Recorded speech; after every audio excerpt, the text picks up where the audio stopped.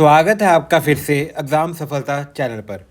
आज हम modern history में हमारा नेक्स्ट चैप्टर पढ़ेंगे और इस चैप्टर में हम पढ़ेंगे गवर्नर जनरल्स के बारे में। जो भी इंडिया के गवर्नर जनरल्स थे ना, इंपॉर्टेंट गवर्नर जनरल्स, उनके बारे में पढ़ेंगे कौन कौन इंपॉर्टेंट गवर्नर जनरल आए इंडिया के, और जो आपके पेपर के लिए बहुत ज़्यादा इंपॉर्टेंट है। ठीक है, ये वाले क्वेश्चन आपके पेपर के लिए बहुत इंपॉर्टेंट है क्योंकि एक ना एक क्वेश्चन आता ही आता है गवर्नर जनरल के ऊपर। तो स्टार्ट करते हैं। पहले इसका थोड़ा बैकग्राउंड समझते हैं, गवर्नर जनरल थे कौन। ठीक है, जैसे ये हमारा इंडिया है ना, ये हमारा इंडिया है। ठीक है, इंडिया में ना, जो हमारा इंडिया है इसको तीन हिस्सों में बांटा हुआ था। इसको बंगाल प्रोविंसी बोलते थे, इसको बोलते थे हम बॉम्बे प्रोविंसी, और एक थी यहाँ पे मद्रास प्रोविंसी। ठीक है, ऐसे तीन तीन तीन किस में बांटा हुआ था, तीन प्रोविंसीज में क्या बांटा हुआ था, इंडिया को बांटा हुआ था। ये कौन कौन सी प्रोविंसीज थी? एक तो बंगाल प्रोविंसी, एक थी हमारी बॉम्बे, एक मद्रास। तीन हिस्सों में क्या बांटा हुआ था, इंडिया को बांटा हुआ था। ठीक है, बंगाल, बॉम्बे, मद्रास। फिर क्या हुआ, इनकी एडमिनिस्ट्रेशन करनी ना, ऐसे ऐसे तीन तीन हिस्सों में बांटा हुआ था ना, तो इसकी एडमिनिस्ट्रेशन करनी थोड़ी मुश्किल हो रही थी। थोड़ी क्या हो रही थी, मुश्किल हो रही थी एडमिनिस्ट्रेशन करनी इनकी, क्योंकि ये अलग अलग हिस्सों में बांटे हुए थे। तो इसके कारण आया था एक रेगुलेटिंग एक्ट। रेगुलेटिंग एक्ट कब आया था? 1773 में। 1773 में रेगुलेटिंग एक्ट आया और उसने क्या कहा, उसने कहा पहले तो ऐसे होते थे governor general of Bombay, governor general of Madras, governor general of Bengal. ठीक है, फिर एक रेगुलेटिंग एक्ट आया 1773 में। इसने क्या कहा, इसने कहा गवर्नर जनरल ऑफ जो बंगाल होएगा ना, गवर्नर जनरल ऑफ बंगाल होएगा ना, वो सबसे ऊपर होएगा। ठीक है, वो सबसे ऊपर होएगा, और उसके ये क्या होगा, उसके नीचे कौन होएगा? गवर्नर जनरल ऑफ बॉम्बे और गवर्नर जनरल ऑफ मद्रास। ठीक है, हमें ऐसे कह सकते हैं जैसे हमारा पीएम है ना, जैसे हमारे इंडिया का पीएम होते हैं, पीएम क्या है? गवर्नर जनरल ऑफ बंगाल, और नीचे जो सीएम है हमारे, वो क्या है? Governor general of Bombay and Madras. समझ गए? तो गवर्नर जनरल को क्या दे दी, सबसे ऊपर का क्या दे दिया, न्योता दे दिया। ठीक है, ऊपर का ओहदा दे दिया, और इसके सबऑर्डिनेट्स कौन थे? बॉम्बे और मद्रास। समझ गए ये थोड़ा सा गवर्नर जनरल क्या है।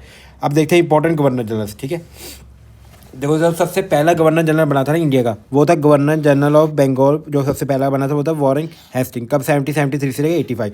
इससे पहले तो ये अलग अलग थे ना, ये रेगुलेटिंग एक्ट के बाद बने थे। रेगुलेटिंग एक्ट 1773 और पिट्स इंडिया एक्ट 1784। इन दोनों एक्ट्स में लिखा हुआ था कि हमारा पूरे इंडिया के एक ही गवर्नर जनरल होगा, उसको क्या बोले? Governor general of Bengal. ठीक है, और इसके सबऑर्डिनेट्स गवर्नर जनरल कौन होंगे? बॉम्बे और मद्रास। ऐसे सबसे पहला गवर्नर जनरल इंडिया का बना था, उसका नाम क्या था? Warren Hasting. वॉरेन हेस्टिंग कौन था? सबसे पहला गवर्नर जनरल ऑफ बंगाल। अभी इंडिया नहीं है, बंगाल। ठीक है, बंगाल कब से कब तक रहा? 1773 से लेके 85। ठीक है, इसको ऐसे करके याद कर सकते हैं, इसने वार्निंग दी। ठीक है, वार्निंग से याद कर सकते हैं। जो इसके नीचे वाले कोड, नीचे वाले जो इसके सबऑर्डिनेट है, इसको क्या दी इन्होंने? इसे वार्निंग दी। ऐसे करके इसे याद कर सकते हैं, वार्निंग है, आप मेरे अंडर काम करोगे, अच्छे से काम करोगे, वार्निंग दी। तो ऐसे करके इसको याद कर सकते हैं। सबसे पहला क्या कहा? Governor general of Bengal, Warren Hastings. इसको ऐसे करके याद कर सकते हैं। अब इसके टाइम पे क्या क्या इंपॉर्टेंट हुआ? इसके टाइम पे हुई थी सबसे पहली एंग्लो मराठा वॉर। सबसे पहली एंग्लो मराठा वॉर भी किसके टाइम पे हुई थी? वॉरेन हेस्टिंग के टाइम पे हुई थी। कब हुई थी? ये हमने की हुई है। कब से कब तक हुई थी ये? 1777 से लेके 1775 से लेके 82 तक हुई थी। ठीक है, ये हमने की हुई है। और ये किससे ख़त्म हुई थी? हुई थी ख़त्म ट्रीटी ऑफ सालाभाई से। ट्रीटी ऑफ सालाभाई से ख़त्म हुई थी 82 में। ठीक है, फर्स्ट एंग्लो मराठा वॉर। और सेकंड एंग्लो मराठा वॉर के टाइम पे भी कौन था गवर्नर जनरल? वॉरेन हेस्टिंग था। ठीक है, ये आपको याद करना है। फर्स्ट और सेकंड एंग्लो मराठा वॉर के टाइम पे गवर्नर जनरल ऑफ बंगाल कौन था? Warren Hastings. ठीक है, और ये वॉरेन हेस्टिंग है ना, ये किससे रिलेटेड है? ये aesthetic society of Bengal, aesthetic society of Bengal बनी थी। ठीक है, एस्थेटिक सोसाइटी ऑफ बंगाल बनी थी, उससे क्या है, ये रिलेटेड है। कौन? Warren Hasting. इसके टाइम पे ही एस्थेटिक सोसाइटी ऑफ बंगाल बनी थी। किसके टाइम पे? वॉरेन हेस्टिंग के टाइम पे। का 1784 में। ये सारी चीज़ें वॉरेन हेस्टिंग के बारे में इंपॉर्टेंट, इनको सबको याद करना है। ठीक है, तो एंग्लो मराठा वॉर, एक इसके टाइम पे कौन सी सोसाइटी बनी थी बंगाल में? Aesthetic society of Bengal. ठीक है, Asiatic society of Bengal, Asiatic, aesthetic नहीं, एशियाटिक। ठीक है, एशियाटिक सोसाइटी ऑफ बंगाल 1784 में बनी थी। उसके टाइम पे गवर्नर जनरल कौन था? वॉरेन हेस्टिंग था। ठीक है, ये था सबसे पहला हमारा गवर्नर जनरल इंपॉर्टेंट था। अब इसके जो नेक्स्ट गवर्नर जनरल आता है इंडिया का, उसका नाम क्या है? इंडिया का नहीं, बंगाल का, कॉर्नवेल्स। ठीक है, कॉर्नवेल्स। देखो, कॉर्नवेल्स क्या था? थर मैसूर वॉर हुई थी ना, तब थर मैसूर वॉर के टाइम पे जो गवर्नर जनरल था वो कौन था? कॉर्नवेल्स था। ठीक है, कॉर्नवेल्स। जो थर मैसूर वॉर हमारी किससे खत्म हुई थी? ट्रीटी ऑफ श्रीरंगपट्टनम से खत्म हुई थी, ट्रीटी ऑफ श्रीरंगपट्टनम से। थर्ड मैसूर वॉर, ठीक है, कॉर्नवेल्स था इसके टाइम पे क्या, गवर्नर जनरल। अब कॉर्नवेल्स के बारे में ये हमने पढ़ा हुआ है, ठीक है, जब मैंने रिवोल्ट 85 से किया था, ये परमानेंट सेटलमेंट लेके आया था, परमानेंट सेटलमेंट 1793 में, कहाँ पे, बंगाल में, कॉर्नवेल्स। इसको कैसे याद किया था, कॉर्न, ठीक है, कौन से याद किया था, कौन से याद किया था हमने, परमानेंट सेटलमेंट लेके आया था, ये कौन, कॉर्नवेल्स, कहाँ पे, बंगाल एरिया में, ये हमने किया हुआ है ऑलरेडी। और जो कॉर्नवेल्स है ना, इसको किस नाम से जानते हैं, इसको जानते हैं father of Indian civil services, ठीक है, इंडियन सिविल सर्विस के फादर किसको बोलते हैं हम, कॉर्नवेल्स को बोलते हैं, ठीक है, ऐसे करके याद कर, मक्की को बोलते हैं, मक्की को क्या बोलते हैं हम, कौन से ऐसे करके इंग्लिश हिंदी में याद कर लो, मक्की को क्या बोलते हैं, father of Indian civil services, ठीक है, समझ गए यहाँ तक। ये टॉम क्या आ गई, ये कुछ नहीं है अभी, टॉम, ठीक है, समझ गए यहाँ तक इसकी कॉर्नवेल्स के बारे में। भाई ये father India of civil services और परमानेंट सेटलमेंट और थर्ड मैसूर वॉर, ये 3 चीज़ें याद करनी कॉर्नवेल्स के बारे में, ठीक है। और थर्ड मैसूर वॉर हुई कब थी, ये हमने किया हुआ है ऑलरेडी, चलो अगर याद है आपको, 1790 से लेके 92 तक हुई थी ये हमारी क्या, थर्ड मैसूर वॉर। इसके बाद जो नेक्स्ट गवर्नर जनरल आता है, इसके बाद और भी आते हैं, वो नहीं हमने पढ़ने, जो इसके बाद नेक्स्ट इंपॉर्टेंट गवर्नर जनरल आता है वो है हमारा, इंपॉर्टेंट नहीं पढ़ने, ठीक है। इसके बाद जो next important governor general of Bengal है वो है वेलेस्ली, वेलेस्ली है इसके बाद जो next important governor general of Bengal है, ठीक है। वेलेस्ली क्या लेके आया था, सब्सिडरी अलायंस, सब्सिडरी अलायंस जो मैंने आपको बताया था, सब्सिडरी अलायंस क्या था, आर्मी किसकी होगी, आर्मी किसकी होगी, ब्रिटिश की, इंडियन में, ठीक है, इंडिया का जो एम्पायर है ना, उसमें आर्मी किसकी होगी, ब्रिटिश की होगी, और उनकी सैलरी भी क्या होगी, ज़्यादा होगी, ठीक है। तो ये सब मैंने बताया था सब्सिडी अलायंस में। और ट्रीटी ऑफ वेलेस्ली, ठीक है। और क्या हुआ था इसके टाइम पे, सेकंड और third fourth, second Maratha war हुई थी इसके टाइम पे, और क्या हुई थी, fourth Mysore war, second Maratha war और फोर्थ मैसूर वॉर किसके टाइम पे हुई थी, वेलेस्ली के टाइम पे हुई थी, ठीक है। और ये हमारी जो ट्रीटी ऑफ क्या ट्रीटी साइन हुई थी, ट्रीटी ऑफ बेसिन साइन हुई थी, बेसिन किसके टाइम पे, वेलेस्ली जब क्या था हमारा गवर्नर जनरल ऑफ बंगाल था, कब साइन हुई थी, 1802 में, ठीक है। इस ट्रीटी में क्या था, हमने पढ़ा हुआ है ना, इस ट्रीटी में क्या था, इस ट्रीटी में किस के बीच में हुई थी, बाजीराव सेकंड और किसके बीच में हुई थी treaty sign, British India company के बारे में। ये सारी हम वॉर्स करके हटे हैं, ठीक है। अभी हमारा मराठा वाला चैप्टर पढ़ा है, बाकी सारी वॉर्स हमने की हुई है, मैसूर वॉर भी की हुई है, बस अकेली मराठा वॉर रहती है वो भी हम कर लेंगे, ठीक है। समझ गए जी, ये सारी समझ गए, ये सारी चीज़ें इंपॉर्टेंट थी, ठीक है। वेलेस्ली के टाइम पे कौन कौन सी वॉर हुई थी, सेकंड मराठा वॉर और fourth Mysore war. Warren Hastings के टाइम पे first Anglo Maratha war, second Mysore war. Cornwallis के टाइम पे थर्ड मैसूर वॉर्स, ठीक है। चलो अब चलते हैं हम आगे। अब जो नेक्स्ट गवर्नर जनरल था वो देखते हैं। Next governor general of Bengal जो इंपॉर्टेंट है वो है लॉर्ड मीटो के टाइम पे ट्रीटी ऑफ अमृतसर साइन हुई थी, ट्रीटी ऑफ अमृतसर, जिसमें क्या बनाया था, सतलज को क्या बनाया था हमने, सतलज को बाउंड्री बनाई थी। सतलज के इस साइड कौन होगा, ईस्ट इंडिया कंपनी, इस साइड कौन राज करेगा, पंजाब, ठीक है। महाराणा रंजीत सिंह के साथ हुई है ट्रीटी साइन, कब, 1809 में। इसको कैसे याद किया था, महाराणा रंजीत सिंह ने 9 कह दिया, 9 से 9 याद कर लेंगे, 9 भी आप सतलज के इस साइड नहीं आ सकते, हम उस साइड नहीं जाएंगे, ऐसे करके इसको याद किया था। 1809 में हुई थी क्या साइन, ट्रीटी ऑफ अमृतसर। तब कौन सा लॉर्ड मिंटो था क्या, गवर्नर जनरल ऑफ बंगाल, ठीक है।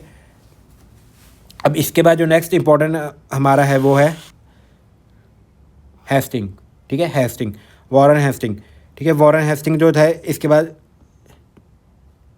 एक मिनट, वॉरेन हेस्टिंग हमने कर तो लिया वैसे एक बार, ये दूसरे हेस्टिंग है, ठीक है।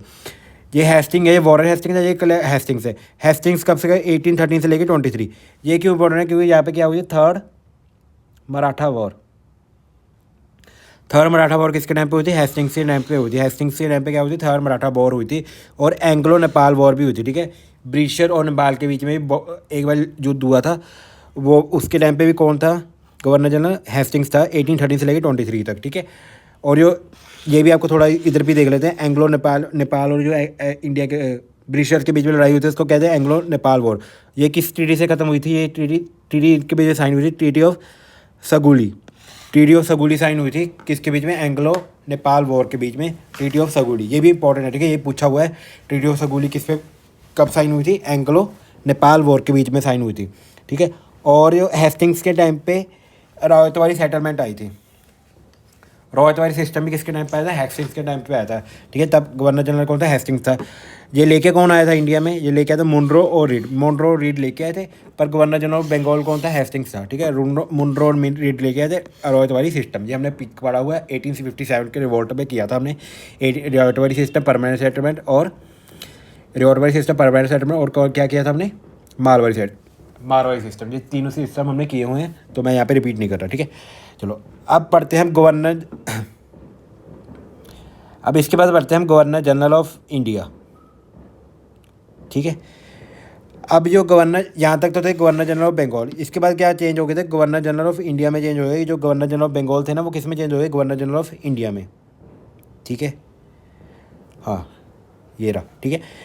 तो सबसे जो पहला गवर्नर जनरल था ना इंडिया का, उसका क्या नाम था, गवर्नर जनरल ऑफ बंगाल था ना, गवर्नर जनरल ऑफ बंगाल को ही अब क्या नाम दे दिया था, गवर्नर जनरल ऑफ जो बंगाल था उसको क्या नाम दे दिया, governor general of India. Governor general of India का नाम दे दिया था किसको, गवर्नर जनरल ऑफ बंगाल को। गवर्नर जनरल ऑफ बंगाल को क्या बोलते हैं, गवर्नर जनरल ऑफ इंडिया। भी पूरे इंडिया का ये गवर्नर है, ठीक है।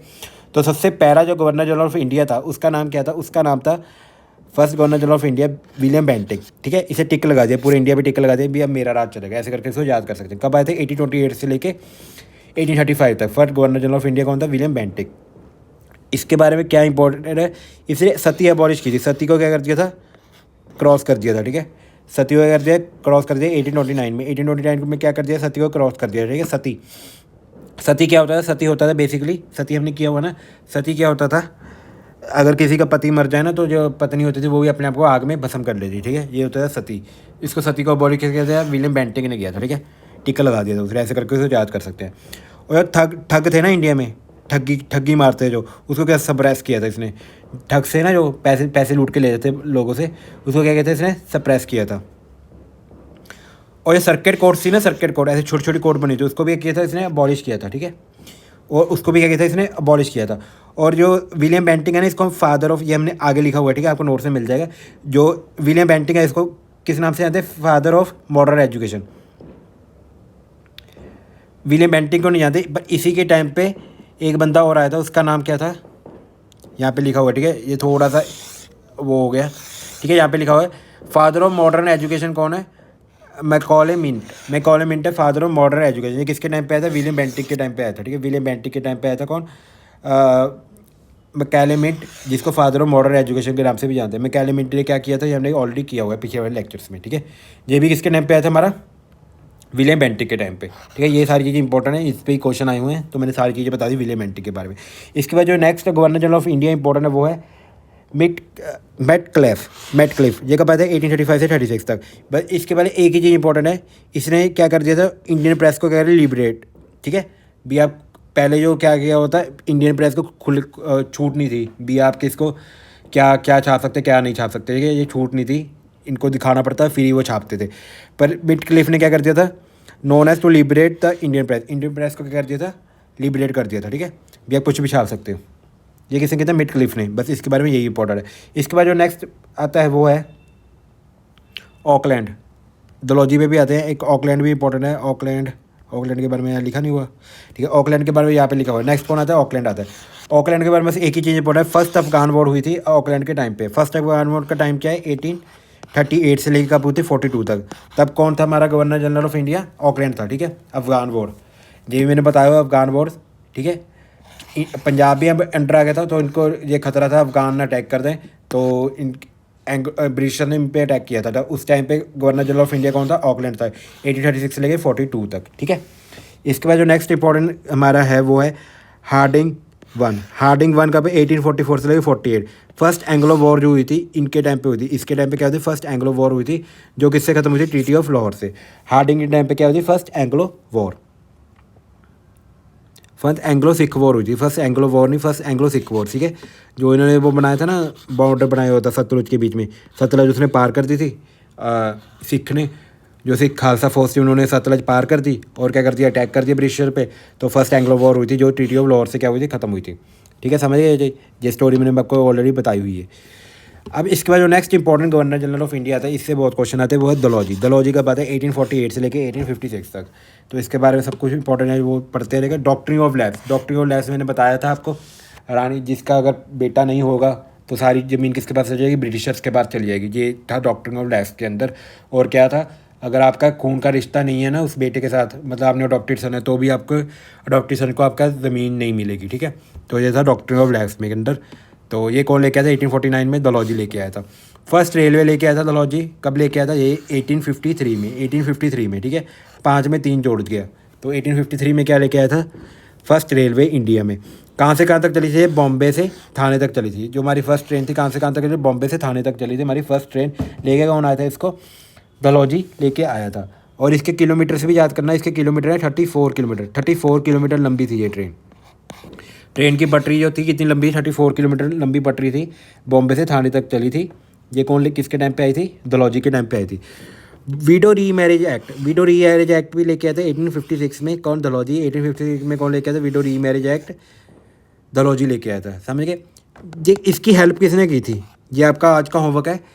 वीडो री मैरिज एक्ट लाने के लिए हेल्प किसने की थी, ये हमने कल वाले लेक्चर, परसों वाले लेक्चर में किया हुआ जब हमने रिफॉर्म्स किए थे, ठीक है। तो वीडो री मैरिज एक्ट लाने के लिए इसकी हेल्प किसने की थी, ठीक है। वीडो री मैरिज एक्ट आना चाहिए, लेके तो डलहौजी आया था, पर इस पर वो किसने किया था फोकस ज़्यादा, भी ये आना चाहिए। एक इंडियन बंदा था रिफॉर्मिस्ट, वो आप मुझे कमेंट करके उसका नाम बताना, ठीक है। और क्या क्या लेके आया डलहौजी, डलहौजी लेके आया कि पोस्टल एक्ट, पोस्टल एक्ट मतलब चिट्ठी, ठीक है, चिट्ठी पे एक्ट लेके आया था। और टेलीग्राफ लाइन बछाई थी, ठीक है, ऐसे तारे बछाई थी टेलीग्राफ के लिए, ठीक है। टेलीग्राफ आपको पता है, टेलीग्राफ जो बहुत पहले चलते थे, तो ऐसे करके इसने तारे बछाई थी टेलीग्राफ के लिए, ठीक है। ये भी किसने बछवाई थी, डलहौजी ने बिछाई थी, ठीक है। और इसके टाइम पे एक आता है वुड डिस्पैच। वुड डिस्पैच कब आया था, 1854 में, 1854 में आया था वुड डिस्पैच। इसको हम mega carta of India education के नाम पे ही जानते हैं, mega carta of Indian education के नाम से भी जानते हैं किसको, वुड डिस्पैच को। ये हमने किया हुआ है, mega carta of Indian education क्या था, वुड डिस्पैच था, ठीक है। अब देखते हैं इसके बारे में लिखा हुआ है आगे। हाँ, ये लिखा हुआ है doctrine of first railway marriage act. जो वुड डिस्पैच आया था कब आया था, 1854 में। ये सारी डेट्स भी याद करनी है, ठीक है। इसको हम क्या बोलते हैं, mega carta of Indian education. Wood dispatch में क्या था, ये हमने ऑलरेडी किया हुआ है, ठीक है। और इसने एक चीज़ फाउंड की थी, जो अभी हम पढ़ते हैं ना, PWD का फुल फॉर्म क्या होता है, public work department. Public work department में कौन लेके आया था, डलहौजी लेके आया था, ठीक है। सेकंड एंग्लो वॉर भी इसी के टाइम पे हुई थी, किसी के टाइम पे, डलहौजी के टाइम पे हुई थी, ठीक है। 1848 से लेकर 56। सेकंड एंग्लो सिख वॉर कब हुई थी, 1848 से लेके 49 तक हुई थी। तब भी कौन था, governor general of India Dalhousie था, समझ गए। ये सारी चीज़ें इंपॉर्टेंट थी। अब इसके बाद क्या होता है,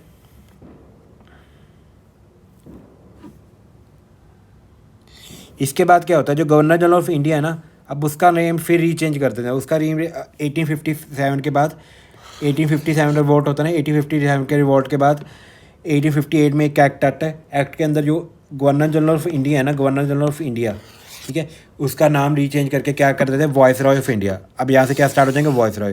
देखो सबसे पहला जो वॉइस रॉय बना इंडिया का, वो कौन बना, वो बना कैनिंग। कैनिंग बना सबसे पहला जो वॉइस रॉय इंडिया का। इसके टाइम पे 1857 का क्या हुआ था, रिवोल्ट हुआ था, ठीक है। पहले तो ये गवर्नर जनरल ऑफ इंडिया था, फिर 1858 में एक एक्ट आया जिसके कारण क्या बन गया, ये governor general voice Roy of India. Governor general of India को अब रीनेम कर दिया वॉइस रॉय ऑफ इंडिया। पहले क्या था, गवर्नर जनरल ऑफ बंगाल, फिर उसका रीनेम किया गवर्नर जनरल ऑफ इंडिया। अब उसको रीनेम क्या क्या क्या वॉइस रॉय ऑफ इंडिया। तो सबसे पहला वॉइस रॉय कौन बना, कैनिंग बना हमारा इंडिया का, 1856 से लेकर 57 तक, ठीक है। इसने क्या, कैसे याद कर सकते हैं, आई कैन, ऐसे करके याद कर सकते हैं, I can be vice, I can be vice president, ऐसे करके याद कर सकते हैं। Vice Roy, vice, I can be wise person, ऐसे करके इसको याद कर सकते हैं, ठीक है। I can be wise person. और इनके टाइम पे क्या हुई थी, ईस्ट इंडिया जो कंपनी थी वो खत्म हो गई थी। ईस्ट इंडिया कंपनी क्या कर दी, अबॉलिश कर दी, क्योंकि ये बहुत ज़्यादा क्या करने करप्शन करने लग गए थे। तो ईस्ट इंडिया कंपनी ने क्या कर दिया, अबॉलिश कर दी, ठीक है। ये हमने किया हुआ है ऑलरेडी 1857 रिवॉल्ट के अंदर, ठीक है। इसके बाद जो नेक्स्ट हमारा इंपॉर्टेंट आता है वो आता है मायो। नेक्स्ट इंपॉर्टेंट जो हमारा वॉइस रॉय आता है उसका नाम क्या है, मायो। ये कब आता है, 1869 से लेकर 72 तक। इसके नाम पे इंपॉर्टेंट चीज़ क्या होती है, ये फर्स्ट सेंसिस, जो सेंसिस होता है ना, जनगणना, 1872 में हुई थी। वो किसके टाइम पे, तब इंडिया का गवर्नर वाइस रॉय कौन था, मायो था, ठीक है, 1872 में। ये इंपॉर्टेंट है, ठीक है। पर कंप्लीट नहीं हो पाई थी, किसी कारण वो कंप्लीट नहीं हो पाई थी, ठीक है। हुई तो इसके टाइम पे पर कंप्लीट नहीं हो पाई थी, ठीक है। और इसने एक एस्टैब्लिश किया था स्टैटिकली, इसने एक चीज़ और इस्टेब्लिश की थी, लिखा हुआ है, ये थोड़े नोट्स ना आगे पीछे हो गए हैं। हाँ, ये यहाँ पे लिखा हुआ है, मायो ने क्या इस्टेब्लिश किया, statistical survey of India. Statistical survey of India किसने इस्टेब्लिश किया था, मायो ने किया था, ठीक है, समझ गए। ये तो हमारा स्टैटिकल सर्वे ऑफ इंडिया और प्लस फर्स्ट सेंसस किसके टाइम पे हुआ था, मायो के टाइम पे हुआ था, ठीक है। अब इसके बाद जो नेक्स्ट हमारा वॉइसरॉय ऑफ इंडिया आता है वो आता है लीटन। लीटन का मतलब 1876 से लेके 88 में, ठीक है। ये क्या लेके आते हैं, आर्म्स एक्ट लेके आते हैं, ठीक है। आर्म्स एक्ट 1878 में, आर्म्स एक्ट 1878 में लेके आता है, ठीक है, कौन, लीटन। और ये भी इंपॉर्टेंट है, वर्कुलर प्रेस एक्ट मतलब टू बैन लोकल न्यूज़पेपर। भी जो लोकल न्यूज़पेपर है ना, जो ब्रिटिशर्स के खिलाफ क्या बहुत ज़्यादा विरोध काम, बहुत ज़्यादा क्या छाप रहे हैं, विरोधी खबरें छाप रहे हैं, उनको क्या कर रहे हैं, बैन किया, ठीक है, to ban the local newspaper. 1878 में लेके आया था वर्कुलर एक्ट, कौन, लीटन, ठीक है। लीटन लेके आया था 1878 में, क्या, वर्कुलर एक्ट, ठीक है। अब कुछ न्यूज़पेपर्स के बारे में पढ़ लेते हैं, ठीक है, कुछ न्यूज़पेपर के बारे में पढ़ लेते हैं। जब न्यूज़पेपर उसके टाइम पे चल रहे थे, तो कोई फर्स्ट जो न्यूज़पेपर था ना हमारे इंडिया का, फर्स्ट न्यूज़पेपर था ना जो इंडिया का, उसका नाम क्या था, उसका नाम था बंगाल गज़ेट। बंगाल गज़ेट था सबसे पहला न्यूज़पेपर इंडिया का, बंगाल गज़ेट। ये लेके कौन आया था, ये by James Augustus and Hickey, James Augustus Hickey लेके आया था इसको, ठीक है। इसके टाइम पे क्या हुआ था, फर्स्ट हमारा न्यूज़पेपर हुआ था, फर्स्ट न्यूज़पेपर कौन लेके आया था, बंगाल। फर्स्ट न्यूज़पेपर का नाम क्या है, ये इंपॉर्टेंट है, जो हमारे इंडिया में छपा था उसका नाम था बंगाल गज़ेट। लेके कौन आया था, जेम्स अगस्टन हिक्की, ठीक है, समझ गए यहाँ तक। और एक जो और इम्पोर्टेंट न्यूज़पेपर है वो है अल हिलाल न्यूज़पेपर कौन लेके आया था, अब्दुल कलाम आज़ाद, ठीक है। और एक बुक थी, बुक का नाम था मोक नायक बुक कौन लेके आया था, BR अम्बेडकर। ये थोड़ा फैक्चुअल हो गया, इसको भी आप याद कर लेना, ठीक है। तो थोड़े मैंने आपको फैक्ट बता दिए। अब लीटन के टाइम पे एक और चीज़ हुई थी, लीटन के टाइम पे हुई थी, लिखा हुआ है आगे, थोड़े वो हो गया आगे पीछे, चलो कोई नहीं। लीटन के टाइम पे क्या होता है, फर्स्ट दिल्ली दरबार लगा था, फर्स्ट दिल्ली दरबार क्या था, दिल्ली दरबार होता था बेसिकली, जो आपको पता ही है, जब उस टाइम पे क्या हो रहा था, 1857 के रिवोल्ट में हमने पढ़ा था ना, जो इंडिया था कहाँ से अब गवर्न हो रहा था, लंदन से गवर्न हो रहा था, ठीक है, लंदन से गवर्न हो रहा था। तो जो लंदन का वहाँ पे क्यून होती है, लंदन में जा क्या होता था, प्रिंस होता था। तो लंदन की जो क्वीन या प्रिंस क्या होती थी, दिल्ली दरबार में एक बारी क्या आती थी, इंडिया आते होते थे, उसको क्या बोलते हैं, दिल्ली दरबार बोलते थे, ठीक है। ऐसी फर्स्ट दिल्ली दरबार लगा था जब सबसे पहली बार क्वीन आई थी, क्वीन का नाम क्या था, क्वीन विक्टोरिया आई थी, कहाँ पे, इंडिया में, फर्स्ट दिल्ली दरबार में क्वीन विक्टोरिया इंडिया में आई थी, ठीक है, फर्स्ट दिल्ली दरबार में। उसके टाइम पे कौन था वाइसरॉय ऑफ इंडिया, लीटन था, ठीक है, ये आपको याद करना है, ठीक है। और लीटन ने एक और चीज़ की थी, ही लोअर द ICCS मतलब Indian civil services age. Indian civil services age 21 थी पहले, ठीक है। अभी किसी ने पेपर देना है इंडियन सिविल सर्विसेज का तो 21 साल का देना है, पर अब उसने क्या कर दिया था, सिविल सर्विसेज के एज लोअर कर दी, कब, कितनी कर दी, 19 कर दी थी, किसने, लीटन ने, ठीक है। ये सारी चीज़ें थी इंपॉर्टेंट, किसके बारे में, लीटन के बारे में। अब पढ़ते हैं नेक्स्ट जो है वो है रिपन, जो इम्पोर्टेंट वॉइसरॉय ऑफ इंडिया है वो है रिपन, ठीक है। ये गुड वॉइसरॉय था, ठीक है। चलो ये तो कोई गुड कहेगा कोई बैड कहेगा, वो तो अकॉर्डिंग टू यू है, ठीक है। ये वैसे लिख रहा है गुड वॉइसरॉय, ठीक है। अब देखो इसके टाइम पे क्या हुआ, तो रिपन के टाइम पे इल्बर्ट बिल आई थी, इल्बर्ट बिल क्या था, कल बता दिया था मैंने आपको, जो, चलो मैं एक बार फिर भी रिपीट करता हूँ, पुराने लेक्चर भी रिवाइज करते रहना। इल्बर्ट बिल में क्या था, जो इंडियन जज है ना, पहले क्या था, इंडियन जज जो है ना वो ना ब्रिटिशर्स को क्या सज़ा नहीं सुना सकता था, ब्रिटिशर को जज सज़ा नहीं सुना सकता था। इल्बर्ट बिल में ये आया था, जो इंडियन जज है वो किसको सज़ा सुना सकता है, ब्रिटिशर्स को क्या सुना सकता है, सज़ा सुना सकता है, ठीक है। तो ये रिपन के टाइम पे आया था, ठीक है, रिपन लेके आया था इसको। पर इसको बहुत सारा इसका क्या विरुद्ध हुआ, किसके खरा, ब्रिटिशर ने इसका क्या क्या विरुद्ध किया। अभी इंडियन बंदा तो ऐसे फिर ब्रिटिशर्स को क्या जेल ही करता रहेगा, ठीक है। तो क्या किया, ब्रिटिशर ने इसको बहुत ज़्यादा विरुद्ध किया और इसका क्या किया, इसको वापस लेना पड़ा इनको, ठीक है। इसी के कारण ये भी एक कारण था जिसके कारण हमारी रिवोल्ट हुई थी 1857 की, ठीक है। और इसने रिपेल कर दिया, ठीक है, वर्कुलर प्रेस एक्ट लेके कौन आया था, लीटन लेके आया था ना। देखो वर्कुलर प्रेस एक्ट कौन लेके आया था, लीटन लेके आया था। और इसने क्या कर दिया, रिपेल कर दिया, भी कोई भी कुछ भी छाप सकता है, ठीक है। और जो फर्स्ट सेंसिस कंप्लीट सेंसिस हुए थे वो भी इसी के टाइम पे हुए थे, जो फर्स्ट कंप्लीट सेंसिस हुए थे वो भी इसी के टाइम पे हुए थे। कब हुए थे, फर्स्ट सेंसिस हुए थे इसी के टाइम पे 81 में, 1881 में हुए थे हमारे फर्स्ट इंडिया के जनगणना, ठीक है। सबसे पहले तो मायो के टाइम पे हुए थे, पर मायो के टाइम पे कंप्लीट नहीं हो पाई थी, 1881 में हमारी कंप्लीट हो गई थी, ठीक है। तो सो फर्स्ट सेंसिस कब हुई थी, 1881 में कंप्लीट। क्वेश्चन ध्यान से पढ़ना, कंप्लीट पूछा, उन्होंने इनकम्प्लीट पूछा। जो रिपन है इसको हम किसके नाम से जानते हैं, father of local self government के नाम से भी जानते हैं, किसको, लिपिन को। वॉइसरॉय ऑफ लिपिन को किस नाम से जानते हैं, father of local self government, father of local self government किसको जानते हैं हम? रिपिन को,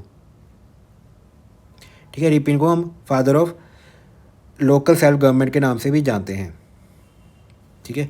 लोकल सेल्फ गवर्नमेंट क्या होती है? जो हमारे लोअर लेवल पे गवर्नमेंट होते हैं, लोअर लेवल पे गवर्नमेंट जैसे पंचायत हो गए, सरपंच हो गए, तो ये लेके कौन आया था? ये वाली गवर्नमेंट रिपन लेके आया था, ठीक है। इसीलिए इसको father of local self government के नाम से भी जाते हैं। जो पंचायत होगी, ठीक है, सरपंच वगैरह हो गए, ये लोअर लेवल पे गवर्नमेंट होती है हमारी, ठीक है।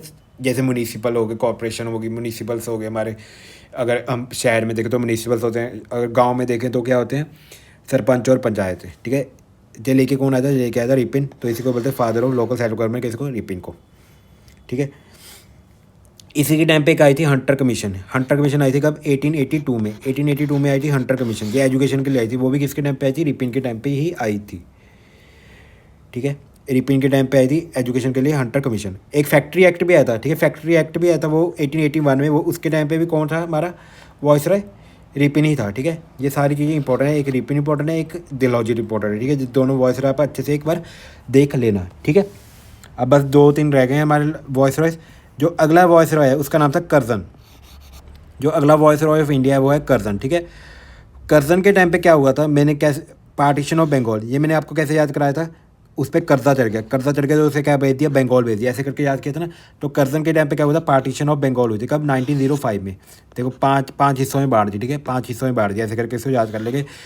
पार्टीशन ऑफ बंगाल कब हुई थी? 1905 में। 5 हिस्सों में बांट दिया, ऐसे करके इसको याद कर लेंगे, ठीक है। और इंडियन यूनिवर्सिटी एक्ट भी किसके टाइम पे आया था? लॉर्ड कर्जन के टाइम पे आया था। अब इंडियन यूनिवर्सिटी एक्ट में क्या था? ब्रिटिश जो इंग्लिश लैंग्वेज है उसको प्रमोट करना, ठीक है। यह था इंडियन यूनिवर्सिटी एक्ट। कब? कर्जन के टाइम पे आया था। और क्या आया था इसके टाइम पे? इसके टाइम पे आया था Calcutta corporation act. Calcutta corporation act भी इसके टाइम पे ही आया था, कलकत्ता कॉरपोरेशन एक्ट। और एक मिशन आया था, ठीक है, इसके टाइम पे। उसका क्या नाम था? Younghusband mission. Younghusband mission भेजा था इसने, Younghusband mission to Tibet. Younghusband mission किसने भेजा था तिब्बत में? कर्जन ने भेजा था, ताकि क्रिश्चियनिटी को बढ़ाने के लिए।